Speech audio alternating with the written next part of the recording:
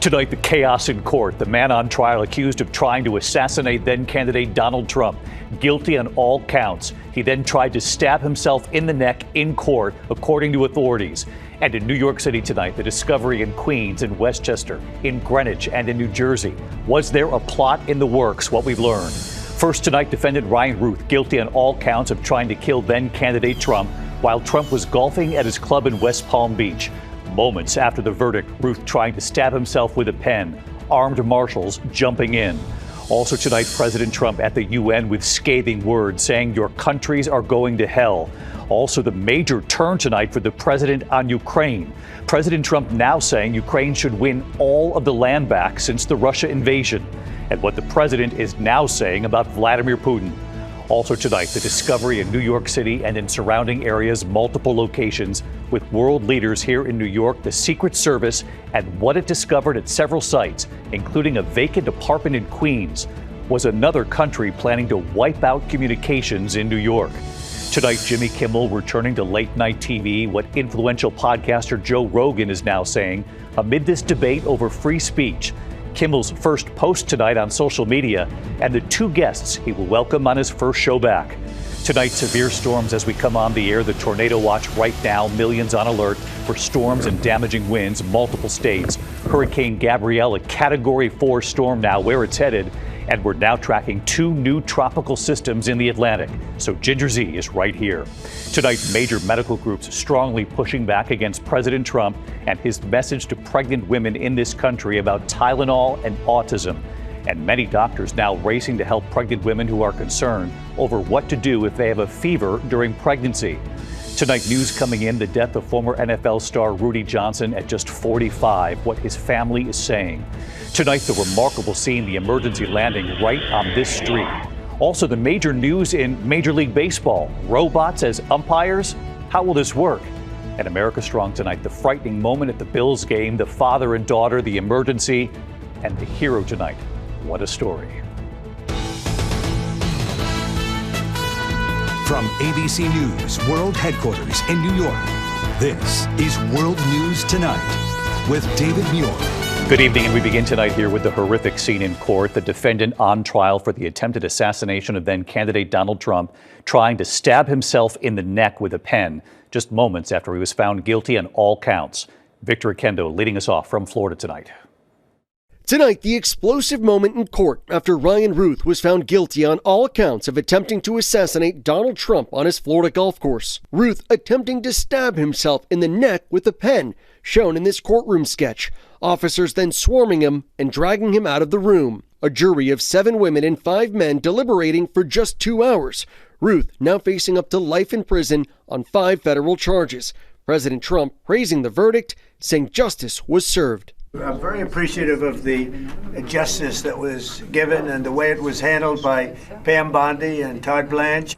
The fast-paced trial just a year after the incident, lasting just 12 days. Routh representing himself, deciding not to take the stand, calling only 3 witnesses in his defense. In his closing arguments, the 59-year-old spoke about himself in the third person, telling the jury the prime opportunity was there for the defendant to shoot the president, and yet the trigger was never pulled, arguing he is innocent. This human being does not have the capability to harm another human being.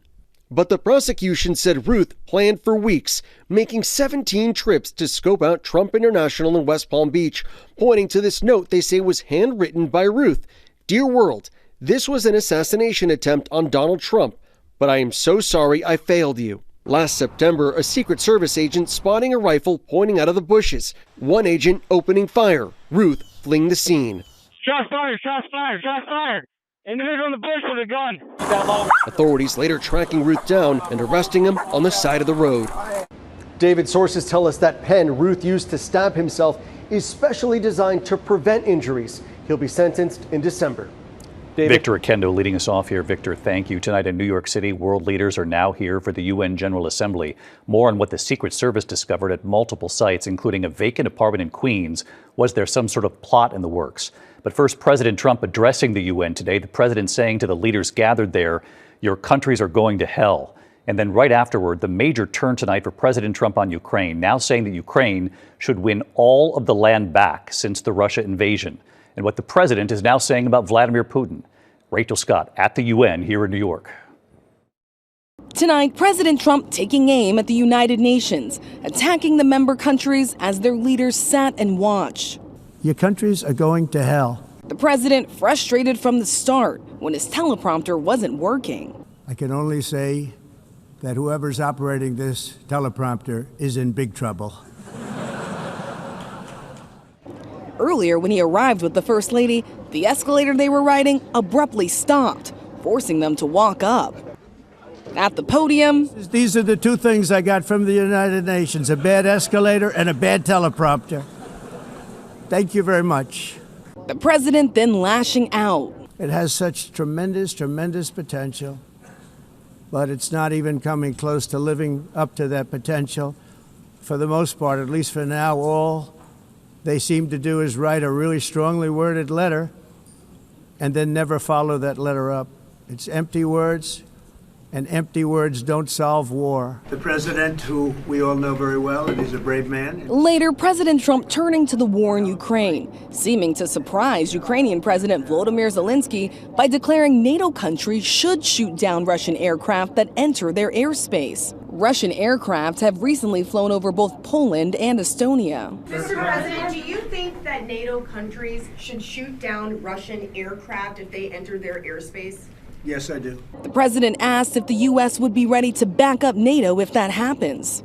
Depends on the circumstance, but, we're very strong toward NATO. President Trump has gone back and forth on the war for months, one day supporting Ukraine and the next embracing Vladimir Putin. Just 5 weeks ago, rolling out the red carpet on American soil, clapping as the Russian leader approached, warmly shaking his hand.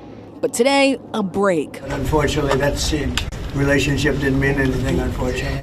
And then from the president, a major reversal. Where just a few weeks ago, he implied Russia could keep some of the Ukrainian land it had stolen. Tonight, President Trump posting, "I think Ukraine, with the support of the European Union, is in a position to fight and win all of Ukraine back in its original form." We'll let them get their land back. Yep. So we'll see how it all works out. And again, just weeks after meeting with President Putin, President Trump now saying that their relationship did not mean anything. Russia continuing to attack Ukraine and now provoking NATO. The big question tonight, will the U.S. try to do anything to stop him? David. Rachel Scott live tonight at the UN here in New York. Thank you. Tonight with those world leaders here, the discovery in New York and in the surrounding areas, multiple locations. What the Secret Service says it found at several sites, including a vacant apartment in Queens, was another country planning to try to wipe out communications here in New York. Here's our Chief Justice correspondent, Pierre Thomas, tonight. Tonight, the Secret Service says it's dismantled a covert operation that could have been used to take out cell towers throughout New York City and to conduct surveillance on world leaders in New York for the UN General Assembly.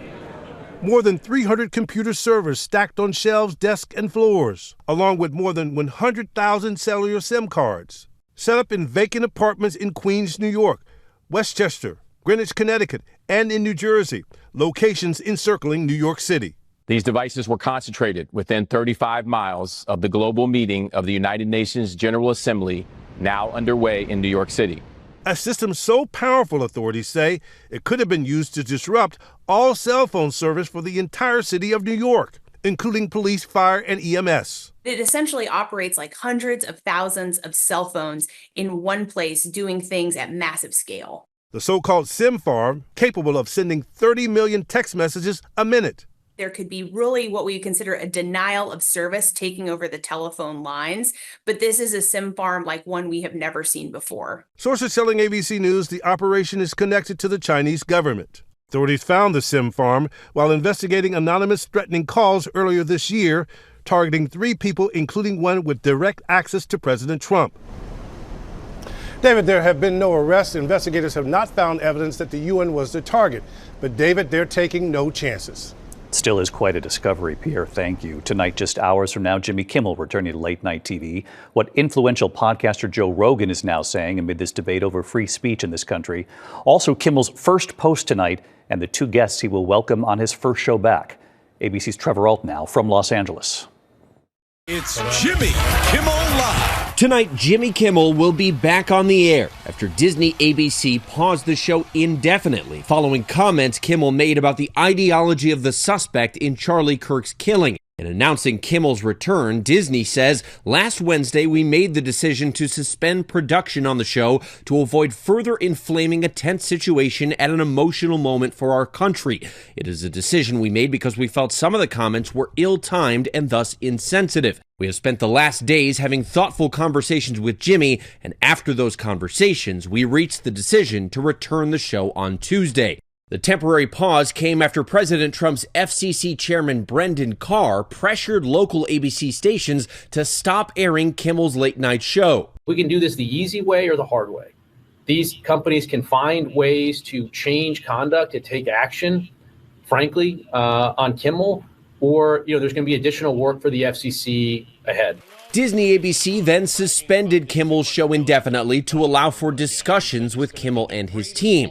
What followed was a very public debate over free speech in this country, critics suggesting the move was caving to political pressure. Even some Republicans and well-known conservatives speaking out. Republican Senator Ted Cruz comparing Brendan Carr's comments to those of a mafia boss.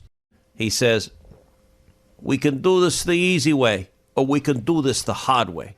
Yeah. And I got to say, that's right out of Goodfellas. That's right out of a mafioso coming into a bar going, nice bar you have here. It'd be a shame if something happened to it. And just today, influential podcaster Joe Rogan saying the government should not be involved in what a comedian can or cannot say. I definitely don't think that the government should be involved ever in dictating what a comedian can or cannot say in a monologue. That's crazy. Today, Kimmel's show posting an image of Jimmy Kimmel and his longtime sidekick Guillermo captioned, "We are back full of love." The show is expected to welcome actor Glenn Powell and musician Sarah McLachlan as Kimmel's first guests. Tonight, two station groups that own some ABC stations, Nexstar and Sinclair, have indicated their local ABC affiliates will not air Jimmy Kimmel, at least for now. Nexstar saying they want assurance that all parties are committed to fostering an environment of respectful, constructive dialogue in the markets we serve. Meantime, with Kimmel returning, millions will be watching, and Kimmel well aware of the critics on all sides amid this fierce debate over free speech. David, Disney says it suspended the show to avoid further inflaming a tense situation, and after what they called multiple thoughtful conversations with Kimmel, determined he would return tonight. David. All right, Trevor Roll in Los Angeles. Trevor, thanks. Now to the severe storms at this hour. The tornado watch, in fact, right now as we're on the air, millions on alert for storms, damaging winds in multiple states. Also tonight, Hurricane Gabrielle, a Category 4 storm now where it's headed. And we're now tracking two new tropical systems in the Atlantic as well. We are still in hurricane season, so let's get to Chief Meteorologist Ginger Z, who's tracking the storms first for us. Hey, Ginger. Hey, David, we're seeing reports of damage out of eastern Oklahoma already, reports of a 61-mile-per-hour gust in Stigler, Oklahoma. So you can see the tornado watch that goes into northwest Arkansas, right into the Ozarks there. It's going to be a tough drive on Interstate 40, dangerous for sure. And severe thunderstorm watch that goes back to Sherman along the Red River Valley, along the state line of Texas and Oklahoma. Also, that flood watch.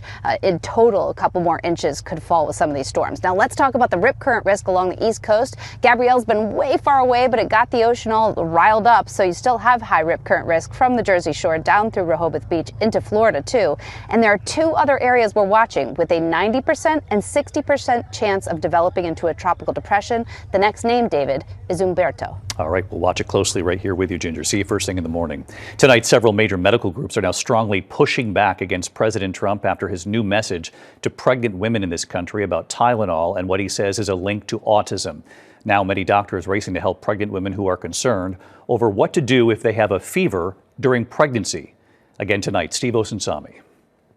The pushback from the world's leading doctors and medical groups is growing tonight to nearly a dozen organizations, all rejecting the president's claims that acetaminophen, the main ingredient in Tylenol, is tied to any increase in pregnant women delivering autistic babies. We shouldn't do anything different than we were doing regarding mothers taking Tylenol during pregnancy. I think what parents should do, I think what physicians should do, is ignore this press conference. Effective immediately. The press conference was what President Trump and his health secretary RFK Jr. have been promising all year, some answers to the complex questions of what causes autism, Their critics tonight say that they're overly relying on one study from Mount Sinai Hospital in New York, showing a possible link between Tylenol use and autism, which they say the administration uses to wrongly blame a very useful painkiller that women need to reduce fevers and protect their pregnancies. Tylenol is not good. All right, I'll say it. It's not good. Doctors across America are now trying to calm the worry. This Boston obstetrician is telling her pregnant patients that Tylenol is safe to take when you need it. My advice is really likely to be to continue to think about taking the lowest dose of acetaminophen that's possible that is solving the need. Sarah Sandoval in Houston is due to deliver her child in the next several weeks. She says she's choosing to trust her doctor more than anyone else. If a doctor who has, 30 plus years of experience, delivered countless babies, advises or says it's okay, right? Like, I'm going to listen to my doctor. Even this administration's own FDA is saying tonight that there's no proof that Tylenol causes autism, and they're telling that to doctors across America.